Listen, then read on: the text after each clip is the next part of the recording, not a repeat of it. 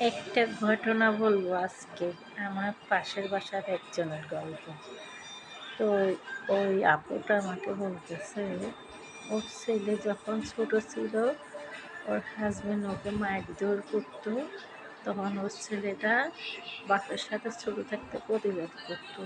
মার জন্য প্রচুর ভালোবাসা ছেলে, খুব কান্না করতো, খুব ইয়ে করতো।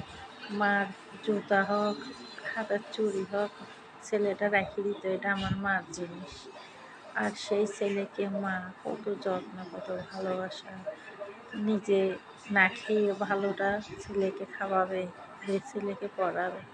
আর সে ছেলে কলেজে যাওয়ার পর পাল্টে গেল, মার সাথে খারাপ ব্যবহার করে। মা যদি একটা ভালো কথা বলে, মাকে খারাপ কথা বলে, মারে ধমক দিয়ে উল্টো উল্টো কথা বলে। একটা সন্তানের জন্য মা ওই